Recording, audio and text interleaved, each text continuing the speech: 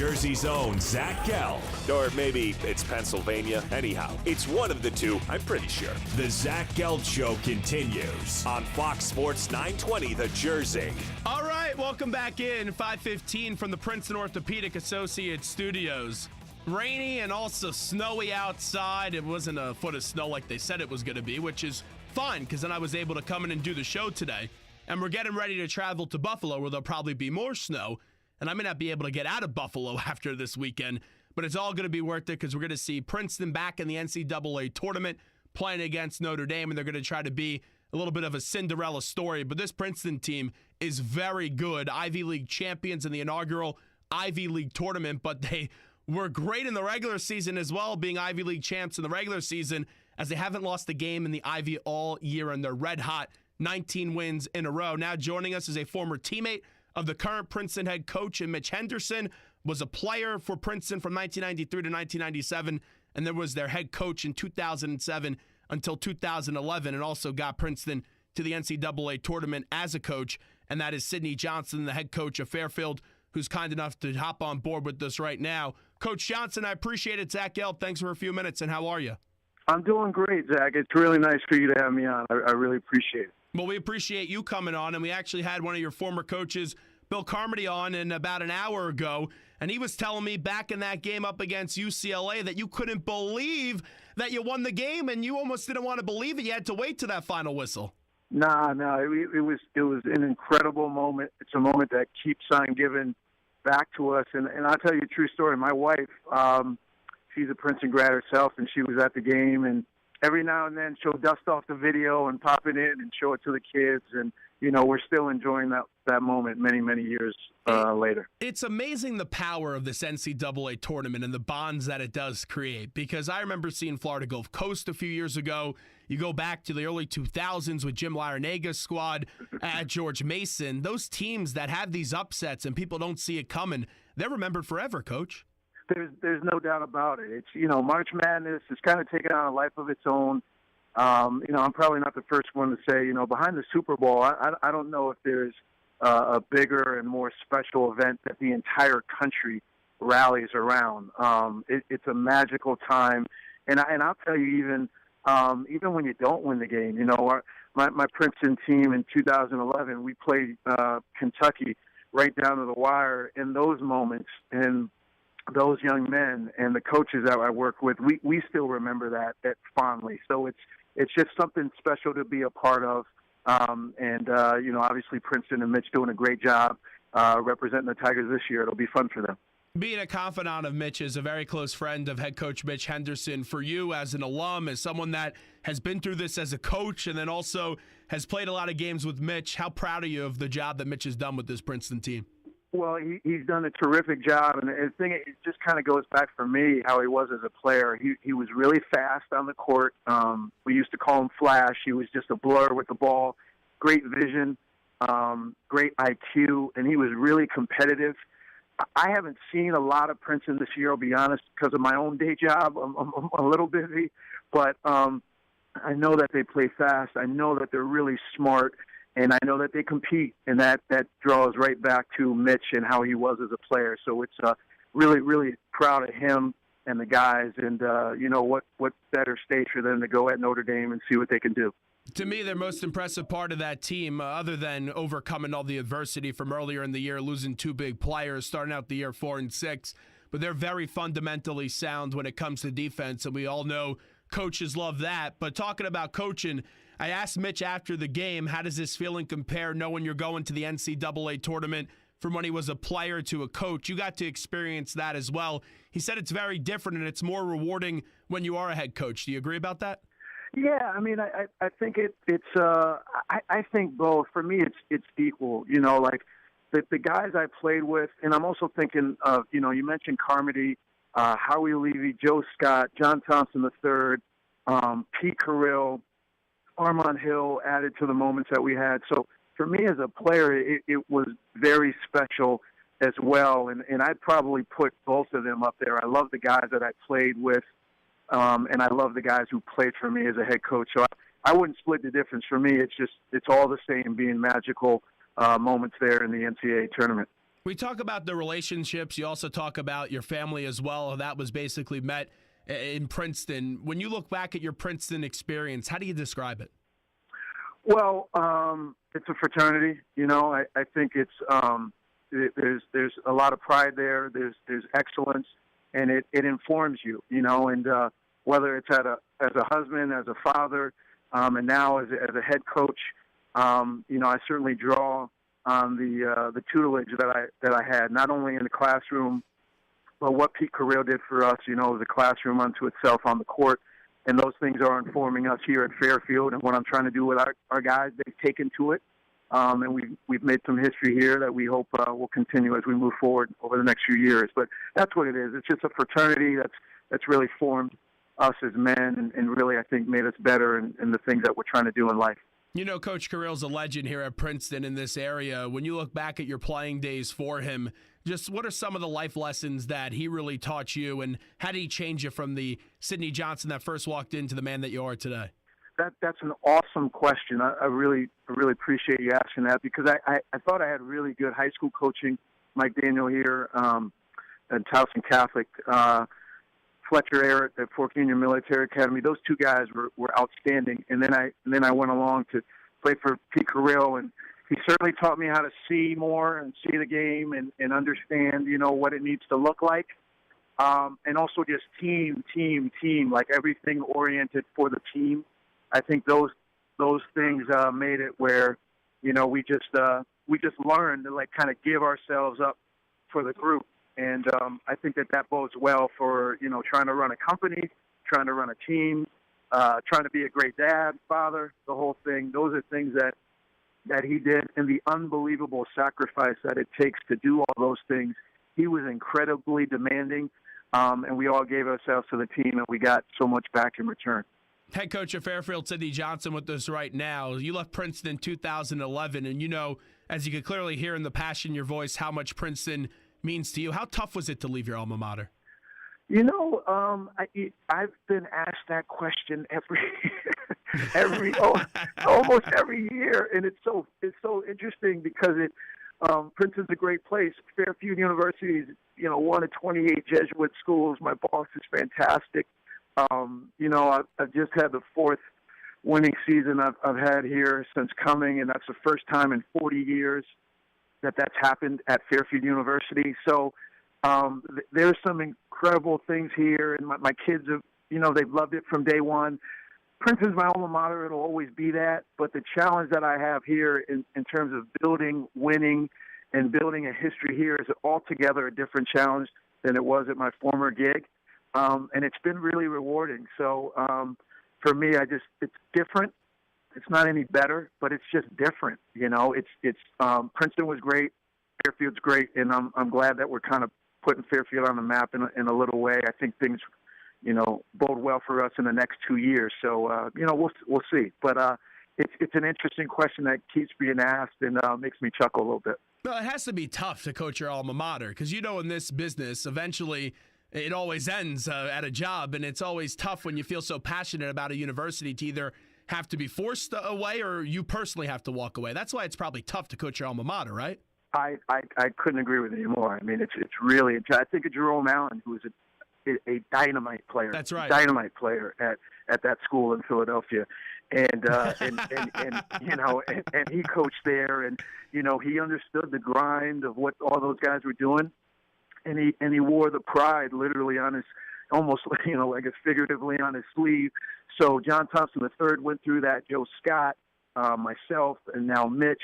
And many other coaches across the land, but Princeton, as much as anything, it's really special. It's really special, and it's nice that Mitch has done a very good job. I was proud of the job we did there. But there's a lot of emotions there. Somehow, some way, you just got to get down to business and make sure you make it about the guys. And that's really what I tried to do when I was back at my alma mater. Sidney Johnson, I'm just going to say, Coach, that I bet you there was a little bit of an extra smile on your face this past weekend, especially when Penn outplayed Princeton and somehow Princeton still found a way to win the game. I mean, we don't like those guys. So, I mean, that's just what it is. And, I thought you talk about competitiveness and what Mitch has done with the team. For the number one seed, they dominated the league and have to go at the number 4 seed on their home court. I mean, that's a tough pill to swallow. Somehow they pulled it out in overtime, and then they took care of business the next day. So good for them. But yeah, that was it's always satisfying to beat those guys over there. And like I said, I'm sure they're trying to springboard it into a good showing against Notre Dame. We saw in your conference this year, Monmouth win 17 games in a row, and then they go down. They have a game, not even an off night. They just lost to a team that was playing out of their mind. And you see a situation like that when Monmouth was so dominant in the conference, and then the next thing you know, they're on the outside looking in. It seems like in these one-bid leagues, the coaches don't like the conference tournament. Do you agree with that? Yeah, I mean, it's just really tough. Now, let's back up. I think the conference tournament, that's part of March Madness. I think the tough pill to swallow in these single bid leagues is that sometimes the number one seed isn't always protected if you go to a neutral site. And that's what Princeton ran into. That's what Monmouth has run into the last couple of years. Listen, like I said, I have a great boss. I love Fairfield. It's been awesome. And that's where my attention is focused. But as I look at our league and these other leagues, I do think it's really important for coaches that we try to support, the best team. And for us, it has been Monmouth for the last couple of years. Unfortunately, they couldn't go through. Iona will represent the league well, but somehow, some way, protecting that number one seed. And because they've earned it, nothing more than that. Just because they've earned it, I think there's some merit there in doing it right. And, we'll see if the MAC kind of figures that out. But for now, we got to coach our guys up and play the games and see what we can do.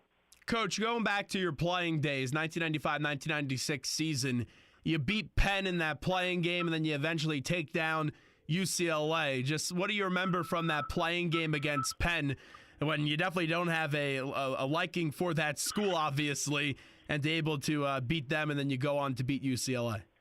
Couldn't have been a better feeling just to beat our rival. Couldn't be a better feeling. I think they had gotten us twice actually that year. So they beat us twice during the conference. I remember being on the bottom of a pile of Princeton students as they rushed the court. And it was both the most exhilarating moment that I've had, maybe on the court, and the scariest because I could barely breathe underneath everybody. But just to get the monkey off our back, remember that was Coach Carrill's last year. Yes. So he was retiring. All of those moments came together, and again, a band of brothers. These guys, now we trade pictures on our kids, and we go to each other's weddings, and we just keep up with each other. So it's something really special that we formed together and finally broke through. And that's the type of stuff that informs me now as a coach, as I'm leading, trying to lead these guys to that eventual breakthrough that we believe will come in the next year or two. When he retired, how'd you guys take it? At that age, you're really, we knew it was special, Zach. We knew it was bigger than us. It was bigger than him. At the same time, we didn't know the full extent. We're, 18, 20, 21. We wanted to play well for him. He coached us really hard, but he was a father figure to all of us. He made us see. He grew us up. So there was a lot of, even now I'm kind of stuck and a bit emotional. There was just a lot of emotions. Joy, exhilaration, pride, wanted to send him out the right way, sadness, but by the way, hey, we want to win and keep going. So all of that stuff was mixed in, and I'm glad Coach got a special moment because he was and is well-deserving of that. What made him so special? Brilliance, just flat-out brilliance, just in the simplest things, he was just smart, and it wasn't just basketball, it was life. It was how to be, how to behave, how to be your best, how to squeeze every ounce of potential and talent out of you. He's just, and he never turned it off. He's coaching to this day. He's just brilliant, just point blank brilliant. And I think all of us are trying to measure up to that. And I think we're doing it in our own special way, but probably only a part of what he was able to accomplish. When you're in practice now, when you're yelling at someone for messing up a play or something along those lines, do you ever go, wow, I sound like Coach Carrill? Oh yeah, I might just every now and then, yeah, keep the guys on their toes. But I'm not smoking a cigar, and I'm not ripping my shirt open or anything like that. I mean, Coach, you want to be your own man, and that. I mean, I think he informed us that way too. So I'm gonna do things my way, because I do have a different way, and but I'll channel Coach Carril certainly, when it helps me. And I'd be remiss if I didn't say, you had Carmody on, John Thompson III, again, Armand Hill, Howie Levy, Joe Scott. I'm channeling those guys as well. The head coach is a Hall of Famer, and he was outstanding. Our assistant coaches were phenomenal, absolutely phenomenal. And so I channel them as much as I can on and off the court. Wrapping up with Sidney Johnson, head coach of Fairfield. Still got some more basketball to do for Fairfield. But first, let me talk about one of the teams in your conference. The only team, obviously, going to the NCAA Tournament in Iona. They're going to be playing Oregon. To you, Iona's been a tremendous story this year. Just how about the way that this team is really coming together? Well, Tim Cluse, has done a really good job from day one when he got there. They recruit really well to their system. They get up and down, and they go through lulls. Every team has some highs, some lows, and he's been able to kind of steady the ship and get them to play their best basketball. So, because they hit a stretch there where maybe a game here, a game there. I think he missed a game. He was sick and had the flu, but he comes back and he gets all these pieces flowing together. And offensively, I think they challenge people. We've been fortunate enough to, split games with them, so hold our home court the last couple of years when we've played against them. We've always found it tough to play and win at New Rochelle. So Tim's done a great job, and I think if they're healthy, they're certainly going to put points up on people. I expect them to do that in the tournament. Obviously, Tim just wants to have at least one more point than Oregon. We'll see what happens when they play.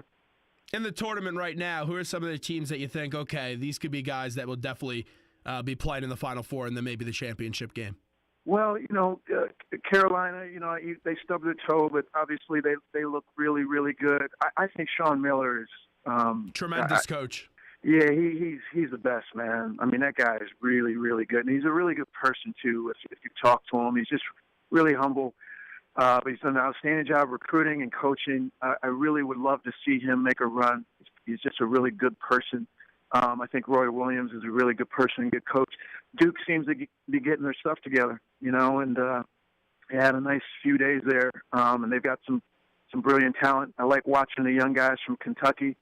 So, when you start to advance, you kind of become a fan of the game just like everybody else, and maybe, one or two of those programs will make a nice run. And then it always seems to be a dark horse mixed in there. So we'll see how it plays. That's the magic of the tournament. You could have some really good matchups in the Elite Eight, coaching-wise. Roy Williams and John Calipari, possibly. Villanova with Jay Wright up against Coach K with Duke. But since you mentioned Sean Miller, imagine if you get Mike Bray up against Sean Miller with how close those guys have been over the last few years. Yeah. I mean, that's part of this coaching, fraternity. People ask, I'll kind of pivot and say, people wonder why don't all these Princeton guys, their head coaches, why aren't they playing each other? Well, because we really care about each other, and we really want all of us to win. And if I ever face John Thompson III in a game, we'd want to win really badly because what it would mean to Fairfield. But the last person I want to see lose a game is John Thompson III. So that stuff, it's kind of cool for the fans. It's a little bit tough on us as coaches because some of us do become really close or coming from the same fraternity, and it's hard to see, a buddy of yours lose. So we'll probably be avoiding Georgetown and Princeton and all those others, and, it would be interesting to see that Miller-Bray matchup, but somehow, some way, it'd probably be eating them inside a bit to have to go at a buddy and try to beat him. Now, I remember actually Larry Brown once telling me after playing Fran Dunphy a few years ago at Temple that it's so tough to play against people that you really do respect. So it's definitely interesting that you say that. You got Temple coming up on the schedule anytime soon since you probably want to get a few more wins in on Dump? It's funny. I mean, there's another one now. I'll say one thing. As much as there's a Princeton-Penn rivalry and not a lot of love, Jerome Allen, good dude. Fran Dunphy, great person. Matt Lango at Colgate, great person. Sean Trice. So, I don't know if we want to play Temple, to be honest. We like coming down to Philly. We got a strong recruiting base and alumni base there, but I don't know if we want to play Dumpy. He's a good man. Now, as a Temple alum, I can attest to that. I love Dump, and I also like Coach Sean Trice. Sidney Johnson, before we let you run, I know you talked about Fairfield a little bit. You got a game coming up tomorrow. What stands out to you about the opponent at UMBC? They score a lot of points, 80 points a game, and, they're trying to get up a lot of threes. 1 year ago, we had the fourth best turnaround in Division I basketball. This year, UMBC has the third best turnaround in Division I basketball. Ryan Odom, great man, great coach. His father's the same. So we're going to be challenged, and we're a little bit beat up. But I think this is a phenomenal experience for our young men in our program. It's the fourth time we've been in postseason in the last 6 years. So we're going to try to take as much advantage of the opportunity and see what we can do tomorrow night. Well, Coach, we do appreciate it. This was excellent stuff. Just don't be nice to those guys at UMBC if you have some friends there. Kick their butts tomorrow, right? We'll do our best. I really appreciate your time. Thank you so much. It's Coach Sidney Johnson joining us on the Zach Gelb Show. Fox Sports 920 The Jersey. Fun stuff with him, the former Princeton player from 93 to 97 and the head coach from 2007 to 2011 of Princeton before he went to Fairfield. There you go. You heard it in his voice. He loves Princeton. But you could tell being the head coach is tough when you're the head coach of your alma mater. For example, people think it's so easy, but eventually that day is going to end. And you want it to end on your terms. That's why he probably did take the job at Fairfield instead of having it end on the school's term. Because then you have a bunch of animosity originally, and then you have an ugly divorce. And you see that before. You see it in professionals all the time. I remember when the Rangers were looking for a new head coach, and people are saying, oh, hire Mark Messier. And I said, I don't know if you want Mark Messier as an ex-head coach. Obviously, the guy knows everything you need to know about hockey. But eventually that day will end to Mark Messier as a head coach, and you don't want to ruin the feelings that a legend does have for a franchise. So they went with Alain Vigneault, and it worked out okay. More than okay. They went to a Stanley Cup final and then went to another Eastern Conference final. We'll see what the Rangers can do this year. 609-919-9200. Zach Gelb Show, Fox Sports 920 The Jersey. So here is my Elite Eight. Villanova, Duke, Notre Dame, Arizona, Kansas, Oregon, UNC, and Kentucky. Who is going to Phoenix for the Final Four? Will Nova beat Duke?